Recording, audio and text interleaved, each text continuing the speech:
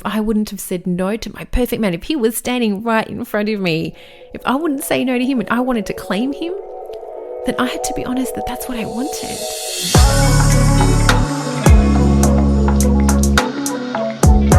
Hi everyone, welcome to the Lead for Love podcast. I am Yalini, I am your host and love coach. All right, today's episode is all about real talk. You ready for it? I'm going to share why most women are lying to themselves when they say they don't want a relationship. Now, I know this one's going to ruffle some feathers, but I'm saying it anyway because I'm not serving you by not being honest with you. It's the same reason my clients don't pay me to be nice. They pay me to get results. So I'm showing up for you today because if this applies to you and you are like the woman that I used to be, then you can't do anything about it if you don't know that you're lying to yourself. You certainly don't know all the ways that it is costing you. Now, I know it's not absolute. There were genuinely some women out there who don't want a relationship, and that's perfect for them, as long as that is true for them. But for the majority of women, it's not their truth. It is a story that they are telling themselves. And I have met so many women over the years that have told me this story and all the different reasons why that's the case for them. But when they rattle off all of the reasons, generally it's not me that they're trying to convince. They're trying to convince themselves. And I'm calling it out today because living this lie only hurts you. It comes at a cost. And I get it. I recognize it because I have been there. Now, I don't know what you might think of me, but it might surprise you to know that I've spent most of my life single. And it's not because I'm a terrible person, or at least that's not what I hope people think, but it's because I've lived and breathed this life for so long, it just left me all alone. So I know the 1,000,001 different ways that you can rationalize it, how it's not a priority right now. You're just so busy, or you're at a different stage of your life right now. You just want to focus on yourself, or you want to focus on your career. And hey, you're not completely closed off. Maybe some point down the track, just not right now. Sound familiar? Now, again, some of them may be genuine. You might fit into that category of person who that is your truth. But again, for most women, that's not the case. So if this resonates with you, just know I'm not here to judge, because then I would be judging myself. I'm here to serve you so you can live in alignment with your truth, so you stop rejecting yourself, because that's essentially what it comes down to. So to help you, I'm going to put myself out there, and I'm going to share parts of my story with you and let you in on why I sold myself on the lies. The hard lessons that I learned back when, I didn't need a man. I didn't need a relationship. And what that cost me. So that you don't make the mistakes that I did. And if you're already there, so that you don't waste more years rejecting and hurting yourself. Because I want to help you turn things around. And I'm going to share what you can do to overcome the lie and start living the life that you really want. So you can attract what you deserve. You can attract better quality of man and love and possibilities into your life, so you are genuinely happy. Not just because you tell yourself you are, not just because you're telling yourself you're fine, but because deep down, there isn't that void anymore. You just feel good. Now, before I jump into my story, there's just one thing that I want to clear up. I want you to know that it is okay to want a man. It's okay to want a relationship, and it's okay to not want to do this life alone. That doesn't make you weak or dependent or like you failed somehow as a woman.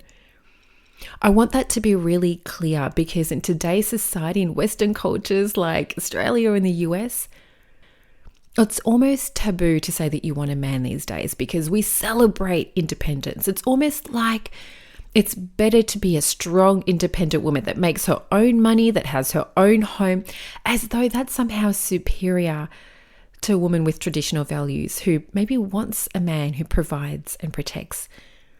Because now women need to be self-sufficient. We need to provide and protect for ourselves. We can do anything. We don't even need a man to be happy. We don't even need him to have a family. You can just go and get a sperm donor. Now, I'm not judging anyone who goes down that path. I actually think it's incredible that we have those options. What I'm talking about is the specific belief that's almost become perverse in society, where you don't need a man, almost to the point that he becomes obsolete. Because the truth is, men are important. They play a vital role in society and in community. We need them for life to continue. And for a lot of women, it doesn't matter how independent they are. At the end of the day, at the end of the month, at the end of the year, when they are tired and depleted and they are sick of having to do it all on their own and they're emotionally exhausted and drained, these are the same women that often wish deep down there was a man that they could just turn to lean on, to be held, to be wrapped up in his arms. And it's okay to want this, even if it's what you're telling yourself you don't want. Because like I said at the start, I spent most of my life single. So I know all the different stories and reasons you can have for why you don't want a man, you don't want a relationship. Maybe not forever, but at this stage of your life, why it's just not right. It's just not the right time. And here's why I say that's not the truth. Here's why I say that this is a story that you are telling yourself. Because if the perfect man showed up in front of you right now, and he was strong, he was reliable, and he said all the right things, he showed up in a real way for you where you felt safe with him, where you could finally let your guard down and just be held, knowing that he has got you. You don't have to carry all of those burdens on your way. You can just feel them lifting off your shoulders with him by your side. That he is standing strong right by you. For most women, you would get an overwhelming sense of relief that finally you don't have to do it on your own. Because if this quality of man showed up for you right now, would you really say no? Or would you go finally and claim him? Because most women wouldn't let an opportunity like that pass them by. If anything, they've been waiting so long for this. So this is important to acknowledge, because unless you're willing to be honest with what you really want, then you can't claim it. And you certainly can't set the standard in order for it to come into your life. Because that is what really hurts. When we end up rejecting what we truly desire, and that leaves us all alone. Even if you've got a ton of friends and they're amazing, they still can't fill that void deep down that only a relationship can. So here's how that played out for me, and the mistakes that I made and what they taught me in order to turn things around. Back when I was in my early 20s, I moved back to Paris, and, I was young. I thought anything was possible. So I actually didn't know if I'd eventually come back to Melbourne. I went with a one-way ticket.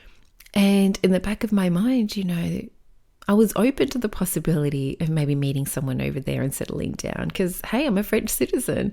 I mean, the caveat to that is I didn't necessarily want to meet them straight away. I just arrived. I wanted to be free and have fun and just be myself. But days after I arrived, I met someone. And there was just something there. There was this connection. And I mean, I think even then, deep down, I knew that maybe he wasn't my forever person. But there was something about him. I was just drawn in. And so we hung out and it was nice. But here's where I went wrong. First mistake I did was I never clarified what was going on between us. I mean, in fairness, he never did either, which probably tells you everything you need to know about where he stood. But still, I never asked. And in part, it's because I didn't know what he would say. And I didn't know exactly what I wanted either. And so I was scared to have that conversation because if we didn't want the same things, if he didn't want more with me, was I willing to walk away? And if I chose to stay, is that because something was better than nothing? Because, hey, you know what? Maybe I was just happy hanging out. Maybe I wasn't ready. Maybe I didn't really want anything more. Maybe I was okay with things as they were. And, you know, I'm still open. So, hey, if I met the right person down the track, then there was nothing holding me back, right? So it was totally fine. Oh, I mean, it's amazing how we can rationalize things in our heads, right? And back then, that's where I lived. I could say anything to myself because I didn't know how to be radically honest with myself. I didn't know how to tune in and listen to my heart and feel what I really felt, what I truly desired, and not even just desired, but what I deserved. So I just let it go. I thought there is no point having a conversation. And I just played along, wanted to be cool. No dramas here. We don't need to talk about it. It's all good. But here's the problem. I wasn't really laid back because what I learned is that all the things that went on unsaid, they just messed with my head. The truth is, women need reliability from a man in order to feel safe, to feel at ease in their heart and in their body so they can feel relaxed inside. And so by not talking about things, it made it more awkward. And I wasn't comfortable in that situation. I thought there's no point bringing it up because we're not together. But actually, by not bringing it up, it made it worse. And here is the kicker. Maybe you've been there. It wasn't even so much about whether I wanted more with him.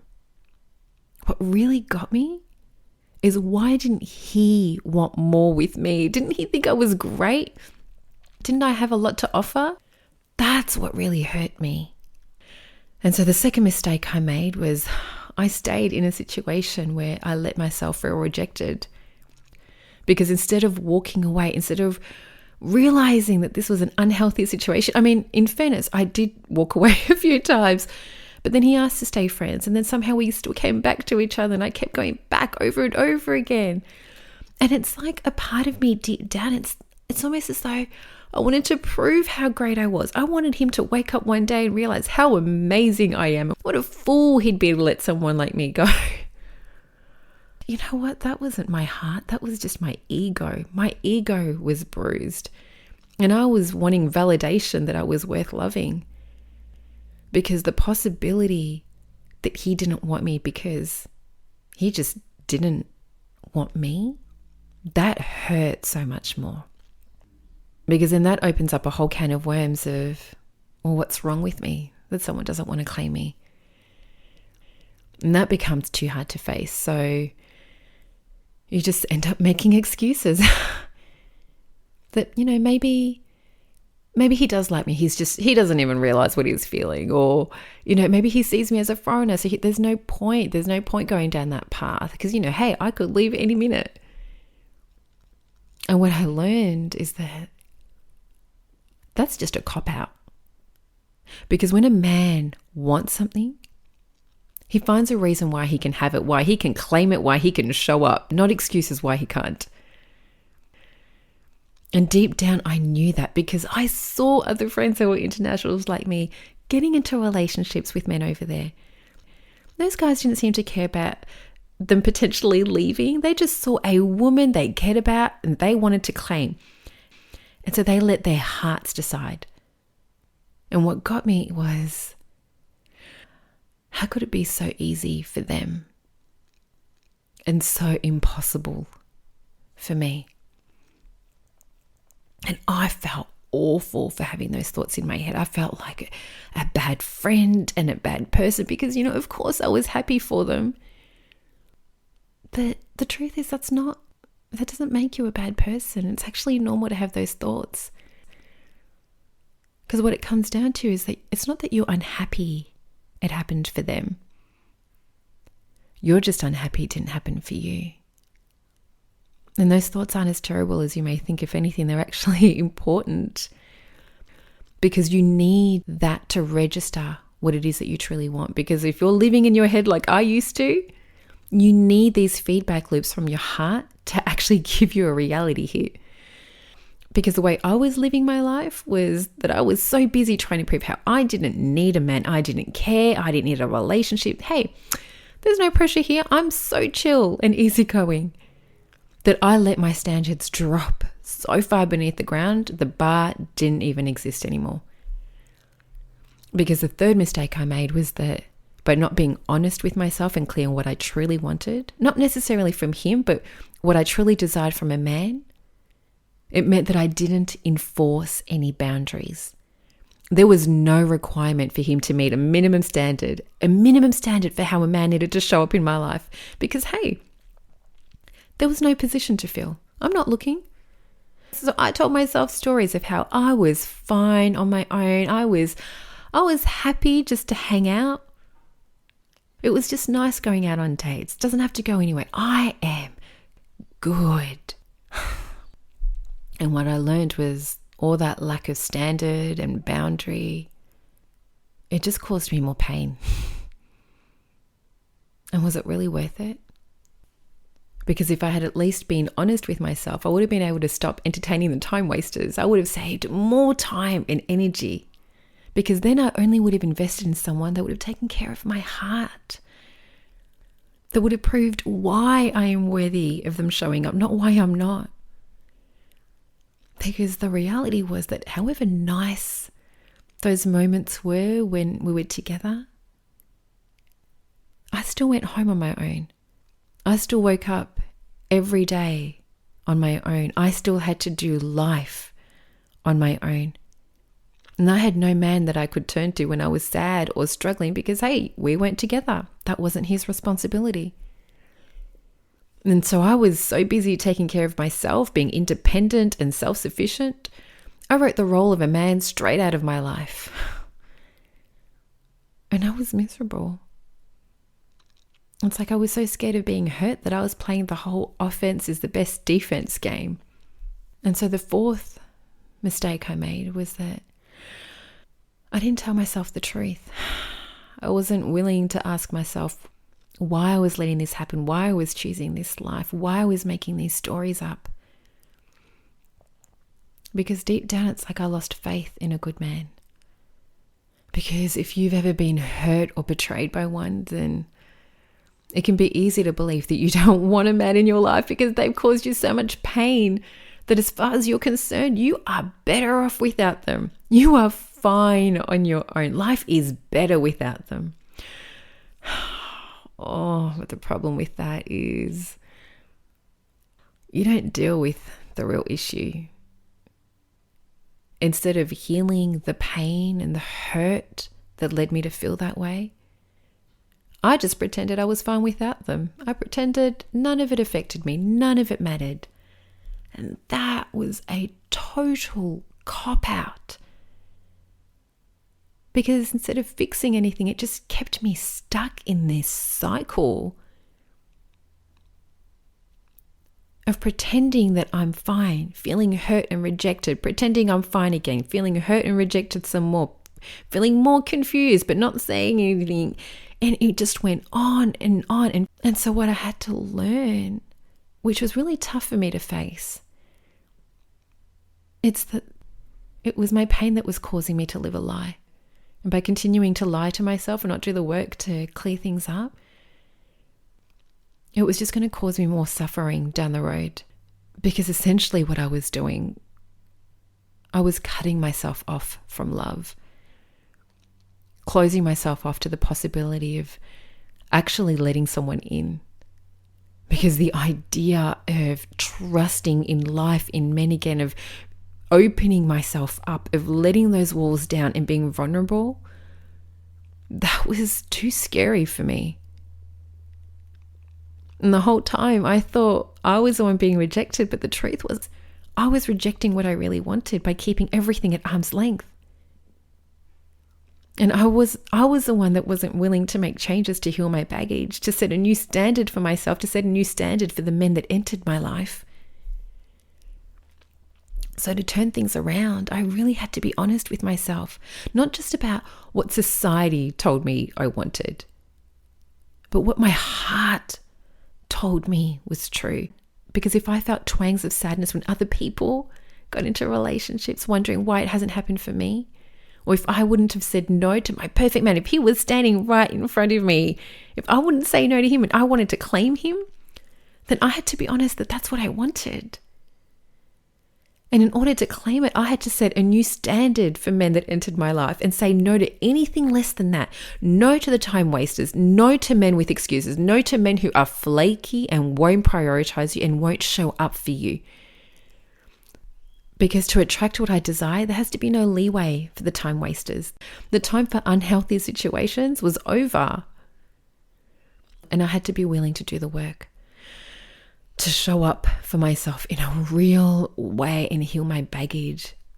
Because I couldn't let someone in if my walls were still up high. Because pretending I was fine wasn't saving me from pain. It was just causing more heartache. And keeping love at arm's length. And all of that pretending, all of that denial, it cost me years of suffering when I could have just been free. So trust me, however scary you think it might be to look under the covers and see what's really going on underneath, it won't be as hard as you think, and it certainly won't be as painful as what you've already allowed into your life. Because the truth is, good men exist. They just won't show up if you don't require them to.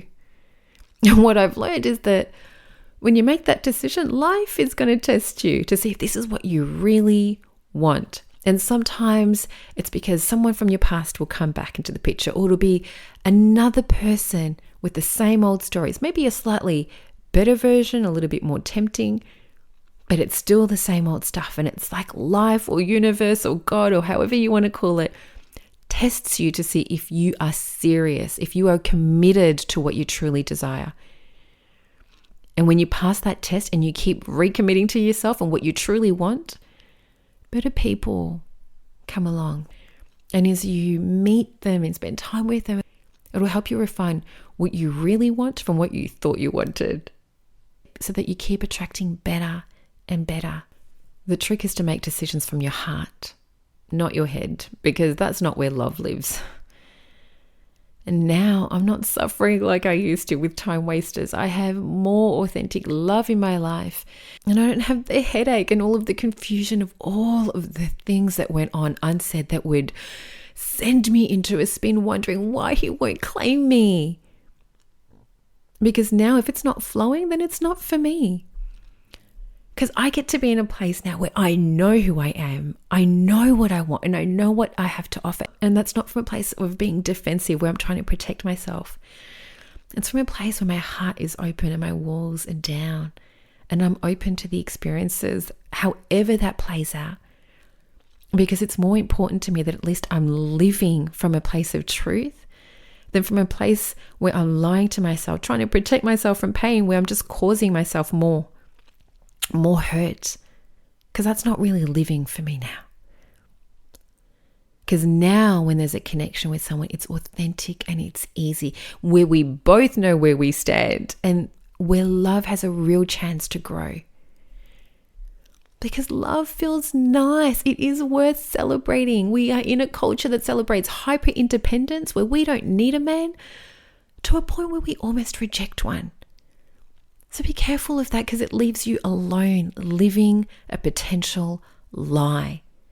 Because it's okay to want a man. It's okay to want a partner so that you don't have to do this life alone. But that's one of the greatest things in life, that you don't have to do it alone. That you get to be held and supported and loved and celebrated through it. So be honest with yourself, so you don't make the same mistakes I made, because they hurt. And they took me a long time to remedy. Because the first mistake I made was that I wasn't honest with myself. I avoided those hard conversations where I had to voice what I really wanted, because I was so scared of being rejected. And what I learned was that only messed with my head more. It made things worse.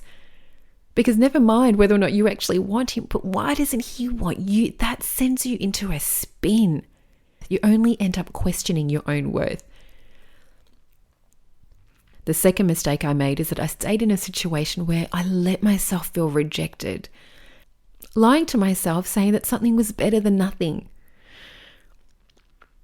So what I learned is that I was just making excuses for a man, because if he really wanted you, he would claim you. The third mistake I made is I didn't set boundaries. I didn't set a minimum standard or minimum requirement for how a man needed to show up in my life. What I learned was that caused me more pain, because then anyone could just show up. I had no filtering process. And the fourth mistake was pretending that I was fine. Not willing to look under the cover to see what was really going on for me and why I was allowing myself to live this way and accept this standard from someone else. And what I learned is that it was my own pain from my past causing me to live a lie. Because I didn't know if I could really trust a man, if I could really let him in, if he would really show up for me, or if he would just hurt me like everyone else. And unless I was willing to heal my trauma, there wouldn't be a change in what I allowed in my life. I wouldn't be able to receive anything better, because I was too scared to be vulnerable and let my walls down, which means I'm constantly keeping people out. So the changes I had to make were to speak up, to be clear about what I wanted. It was the fastest way to weed out the time wasters.